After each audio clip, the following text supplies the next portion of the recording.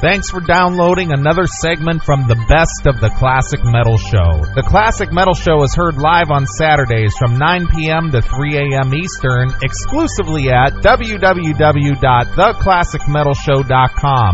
And now here's another piece of Classic Metal Show history on the Best of the Classic Metal Show. The Classic Metal Show. The name of the band is Liberty and Justice, and you might recognize that vocal styling. That, of course, is John Corabi, formerly of Motley Crue, currently of Rat, on lead vocal of Doubting Thomas. And, hey, Chris. Yeah. It leaves no doubt in my mind the mastermind behind that song would be Justin Murr. You know Justin? The great Justin Murr. Yeah, you know, if I hadn't listened to the Hairball John radio show, I might have missed this fantastic artist. But if it wasn't for our good friend Hairball John turning us on to Justin Murr, I might have, bypassed this whole thing. But, thank God for him. That's right. Thank God for Hairball John and for Justin Murr. Right. So, speaking of Justin Murr, can you believe I picked up the CMS studio line and Justin was on the other end? Man. Can you imagine? It might have been telepathic means that he picked up the phone, or it might have been divine intervention. Or a pre-scheduled interview. It could be. But anyway, we want to welcome Justin Murr to the Classic Metal Show. Welcome to the Classic Metal Show, Justin. Hey, thanks, guys. I actually called in a request Doubting Thomas, so I'm glad you played it. It's the only time anyone plays my stuff. Really? No, I'm kidding. Nice. Well, Justin, Chris and I have quite a few questions for you, and we're interested in you as an artist and who you are and where you come from, and you might take a whooping on the Classic Metal Show. Are you familiar with us and what we do and who we are? Yeah, I am. I listened to a couple of interviews. I'm a big fan of Janie Lane. I know you guys aren't you guys in Ohio? Is that correct? Well, yeah. Chris is in Ohio. I'm in Northwest Indiana. Oh, very cool. We're pretty close, actually. Yeah, I listen to your interviews. I listen to your show every once in a while. It's pretty cool. I mean, it's the kind of music I dig. So cool. I tune in, and I also tune in so you request my stuff. So very cool. Everything's going well so far. Well, Justin, Liberty and Justice is one of these bands that, very unlike every other band out there, I mean, it literally seems like somehow you got, illicit pictures of at least one member of every major band from the 80s, man. How in the world do you get every one of these guys, from basically all levels of success from the 80s and beyond to play and sing on your records? Well, I would tell you it was my talent, but I guess I pay them, if I had to be honest with you. But no, the guys, Liberty and Justice has been around since '91. I mean, we have a pretty good reputation. I'm basically just a songwriter now. I write the songs for the last 4 records. The guys know each other. Pete Lawrence tells Steve Brown he's a good guy. You should work with him. We start working together, and next thing you know, we have a song. It's been pretty cool so far. It's been a dream come true to work with Sebastian Bach or Stephen Pearcy. And you're right, I'm really unknown, but because of these guys, my records have sold over 40,000 copies, so that's been pretty positive. Sure. Now, Justin, clearly from listening to the various records, the Liberty and Justice records that I've heard, it's very clear that you can definitely your way around writing a song, and when I say that, I don't just mean you write something that has a decent hook that's memorable. I mean, you're actually a very good wordsmith, or the songs are very well scripted together. Is that you bringing your creative element into it, or is that what comes out of the collaborations with these various vocalists, or how does that work? Well, I write all the songs in original form, then I give the singer the right to paint the picture any way they want. Monkey Dance, if you listen to the lyrics, is kind of banal, kind of bland, but Jack Russell just delivers, and it paints a total picture of what, as an artist, I like. So these guys definitely bring my words to life, if I can say that. Sure. Well, Justin, we're friends of Janie. I'm originally from the Ohio area. In fact, Janie went to a rival high school from the Akron, Ohio area. And he seems to be he's gotten his act together per se since when he was going through a pretty rough time. And well, I take credit for that because he sang on one of my records. It does a lot for a singer. We actually rebuild you from the ground up mentally and physically when you sing one of my songs. So, Jenny Lynn could thank me for that. Sure. Well, he's obviously back with the Warrant lineup, and they're doing their big reunion tour. But a few years ago, when you brought him in to your studio there in Illinois, he kind of exhibited a bit of a strange behavior, and you couldn't quite get the recording out of him you needed, when he was supposed to do it. That's correct. You must read Metal Flesh, huh? Well, I was reading the Post, and I'm not reading this currently. I just remember reading it, and there was a post over there how Janie was riding the elevator up and down, and couldn't get his act together to come to the studio and sing the songs. Was there any truth to that? It was true, very true. But the nice thing is that Janie and Abby, his manager at the time, decided to live up to their obligation, and he sang the studio at Carrie Kelly's studio, so it did get done. But yes, there was elevator riding, there was some weirdness, some drunken convulsions outside of the studio. But overall, if I had a primetime show, I definitely would have got some ratings for it. But we all have moments of weakness where we aren't ourselves, and that's all that was. I mean, he's a cool guy. He really is. Well, we know Janie, and both Chris and I are personal friends of his, so we know what kind of struggles he's had over the years. The elevator riding kind of threw us down, but that everything was okay. Nice. Well, Justin, one of the vocalists that I noticed, and I'll be the first one to admit, clearly, probably like everybody else that picks up a Liberty and Justice record, the thing they look for is the singers that they like. Like me, I'm a Karabi fan, so that song jumped out at me. And I know for Neely, he's a big Jack Russell guy, so Monkey Dance jumped out at him. One name, though, that stuck out to me, only because I've seen this guy's name around here and there, and I honestly, truly don't know who this guy is. So if this guy turns out to be, some former singer of Judas Priest or whatever, I'll look like an ass. But who is Derek Lefevre? Well, Derek Lefevre is the new lead singer of Lillian Axe. Okay. I think he's the new singer. He's on the new album that just came out. And Water's Rising. Steve Blaze is the one who introduced us, and it's very cool that he sang on the song. Very but I cool. was like, Derek didn't know me either. So he didn't know who Justin Murr was either. So we're even. Very nice. Well, another guy that I do see that you have on it, and probably the best. I don't want to say the best, but the most favorite singer of both Neely, myself, and the fans of the Classic Metal Show. I see you got Doug Pinnick to sing for you from King's X, man. How did you pull Doug in? Well, if you know anything about Liberty and Justice, I am a spiritual-based songwriter, which means I write about life's trials, and I make a very personal portrait of my songs. And Doug is definitely anti-religion, if I can say that. And sure. It was a battle. I had to write a song through Doug's eyes, and that's what Rage is about. It's about people pointing your fingers at you. And I sent Doug the song. He just really dug it. He said, "I'll do whatever it takes to sing the song," and he delivered. I mean, he delivered the goods on that song. So it was very cool to work with Doug. But it was a battle too to get over the religious standpoint of it. If that makes sense. I keep saying that. Oh, yeah, absolutely, man. And the interesting thing, and I definitely did know that you write some pretty spiritual music.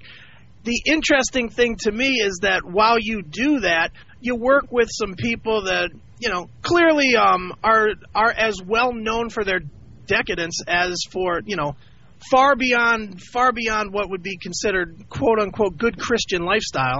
Stephen Piercy comes to mind. Sebastian Bach. Yeah. Sebastian Bach.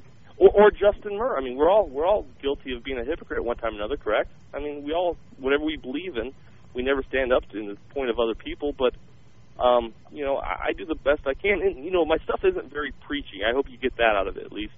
It's more of me looking in the mirror and judging myself. Sure. And, Stephen Piercy, he was a great guy. I mean, he told us he sold 40 million records 17 times, and it was cool. Nice.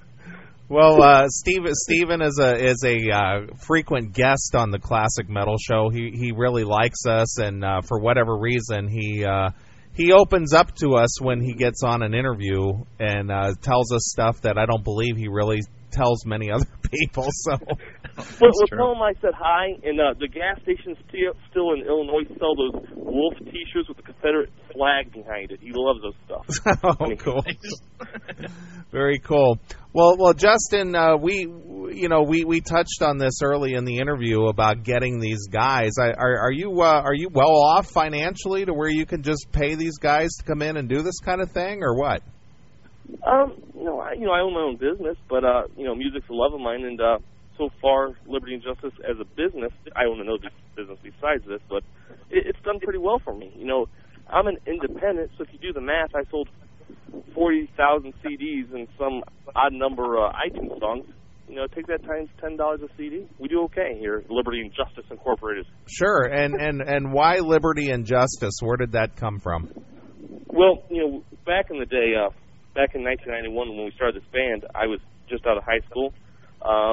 We were looking for a gimmick. My first name's Justin. I thought it was back in the mullet days, at the end of the mullet days, and I thought I'd call myself Just Justice. It never worked out that. I didn't get to call myself that, but the other guy's name was Patrick Liberty, and it was one of those lame things I look back on and say, huh. But, the name stuck, and I like it, and we've done 8 records. Very nice. Well, Justin, because I'm me, probably Johnny anti-spiritual, I always am curious when I talk to somebody who's clearly, you clearly are, I'm not going to point a finger at a specific religion or whatnot, because that's obviously your business and that's cool. And I'm not downgrading that in any way, shape, or form. But what my question is do you find it hard to walk the line between being overly what I'll call preachy, a la Striper or Bloodgood, as opposed to being not preachy enough to get the reality of your message across? Does that make sense? It doesn't. If I can ask you, you listen to at least one of my records, correct? Yes, absolutely. What do you think I'm trying to do? I think you're definitely trying to put the like a self-worth message out there. I certainly don't think that you're trying to say go to hell or believe in God, that type of a thing. I definitely think your thing is more about spirituality of the soul, and with that it would be whatever you deem to be that being, whether it's a God or a higher power or the shoe on your foot that you believe in the most. I personally don't think that you're preachy, but I'm more curious as to where is that line between not being preachy enough to share your spirituality versus being overly preachy where people won't listen. Well, I don't think there is one. If I wrote a song about my wife, am I being too lovey-dovey? If I write a song about my children, am I being too hard on the sleeve? I write about something I believe in, and it's very clear what I write about through my lyrics. But in the same aspect, all my songs are basically, unless it's a fun song, it's a self-based. It's what I feel, and a lot of times I feel I'm worthless in what I believe because I don't live up to what I should. A lot of times I think I'm the biggest hypocrite I know, and that comes across in my songs. But at the end of the day, I do have my beliefs. I love my wife, when I wake up, and I love my wife when I go to bed. I love my God when I wake up, and I love my God when I go to bed, no matter what happens during that day. And I hope that comes through. I just try to be honest as I can. Sure. Well, now I'm curious on the other end. From me listening to the record and telling you what I hear about it, do I hear what you're trying to say? I think you do. I think you're pretty close. Am I trying to save the world? No. I mean, if you listen to Bullet Train Breakdown off Independence Day, you'll see that I'm trying to say I can't save the world. I'm not that guy. Or if you listen to Doubting Thomas, I have doubts sometimes about my own faith, like any Christian does. Or if you listen to Monkey Dance, I have my own addictions. There's different things as a human being I have, but at the end of the day, the difference between me and someone who doesn't believe is that I believe I can the whole basis of my message. As clean as I can be about it. Sure. Well, Justin, how do you? This is kind of a tail end of Chris's question. How do you mix your religion or your beliefs in with loving the decadence of what most of these artists do. You talking about rock and roll? Yeah, well, yeah, basically, yeah. I don't think my God's ever sent someone to hell for listening to AC/DC. If he did, I think I have some flames to come to meet someday. Well, I like good music. Well, I'm sure Beelzebub is in the bowels of hell writing the next Liberty and Justice tune. To be honest with you. I hope not. But if he is, I'll definitely give him the songwriting credits he deserves. But I understand that coming on a show like this or Hear About John, I get put in a tough place because the Christians or the church says that I'm buying my own World Series ring. I'm selling my songs to go to hell. The world says I'm using secular people to get my message across. It's kind of a magician act. So I'm judged either way. So I'm okay with where I'm at. At the end of the day, I go home. I have 3 kids. I have a wife. When I go home at night, I'll say my little prayer, and I'm good. So either way, I'm going to be judged, and I get that. I get hate email from Christians. And I get hate email from Warrant fans. Well, how could you get hate mail from Christians? Aren't Christians supposed to be loving people? Well, most faith-based that don't believe what I believe think that like I said, I'm trying to buy a World Series ring, or I'm trying to buy the world. And some church people are judgmental. A lot of church people are judgmental.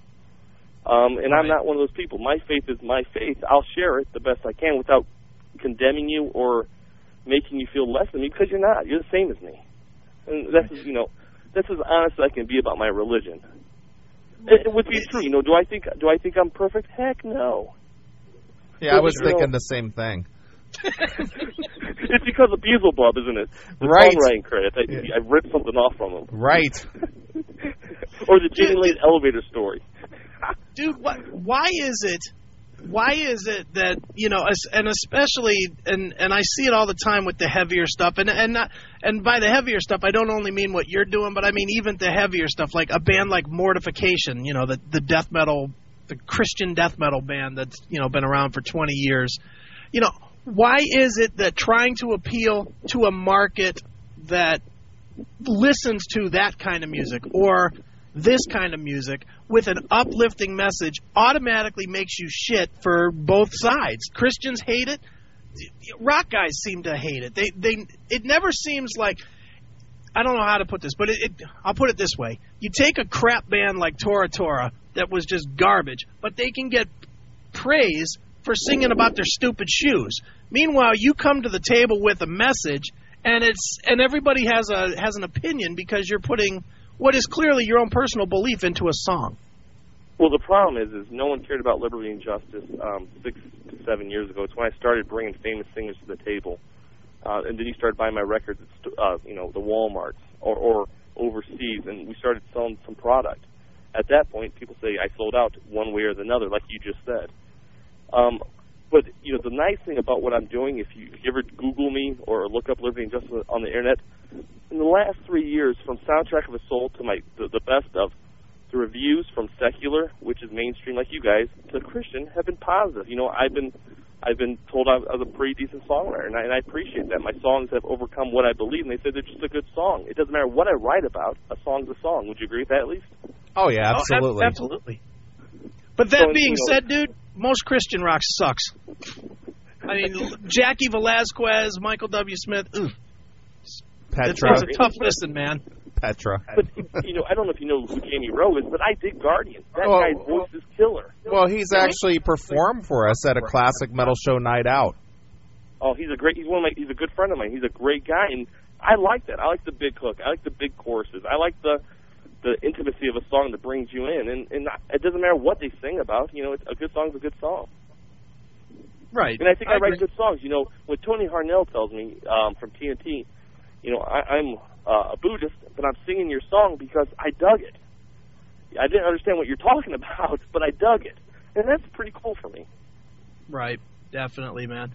Well, I mean, and we certainly did not mean to turn this into the whole spiritual conversation. It's just interesting because I didn't, because I honestly think that the tunes they stand on their own without getting into this discussion. It's just more of a fact that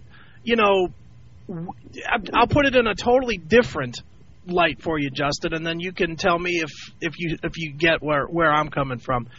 On the other end of that spectrum, Neely and I get hammered all the time for being too harsh or too mean or too nasty or whatever we do on the show. And meanwhile, I think the point comes back, whether you're too nice or too hard or too preachy or not preachy enough, that if you don't like it, don't listen. But, judge it for what it is, not for what you think and what your belief is. I totally agree with that. And you have to ask yourself this. I don't pay these guys a king's ransom. Some of them do it even for free. At the end of the day, the guys want to work with me again. So, I flew a lot of the guys in here to record in my studio. Is it because I preach at them, or am I just a cool guy in their eyes? Do you understand what I'm saying? And at the end of the day, if you talk to the guys when I'm not around or one-on-one in an interview, most of them won't blast me. I'd say 90% of them won't blast me. So, I'm cool with that. At least I touched theirs, and they gave me their talent. So that's pretty cool. Well, you should hear what Hairball John says about you when you're not around. Well, Hairball John, I have to pay that guy more than any singer to just give me some press, so I understand. But, I dig his mullet and that little monkey of his, so everything's cool. BJ and the bear. Maybe with all your sales, you could buy the chimp a new tongue. I did do that already, but again, it came from a Christian musician, so they didn't want to accept it. It ruined Nice. All right, Justin. Well, we appreciate you taking a few minutes to talk to us and putting up with our nonsense. No, I dig it. Again, if you ask anyone about me, they'll tell you that I'm a goofy guy. Really, I am. Nice. I don't take myself very seriously, and I hope that comes across. I didn't take you very seriously at all, believe me. My songwriting very seriously, so. And that's what I do. When I come across as goofy, I'm okay. That's my personality. I'm a fun guy. At least I think I am. But I take my music pretty seriously, and I hope it comes across. My songs are pretty serious stuff. So. Sure. Well, don't worry, Justin. Believe me, when I'm quite sure our audience is stunned that I'm coming off with spiritual questions, so it's all good. Well, I'll see all you guys at church like you promised for me doing this interview on Sunday. Oh yeah, I'll be there. I'll be the guy with the torch and the gas can. You guys are cool. He's from Norway, They burn churches over there.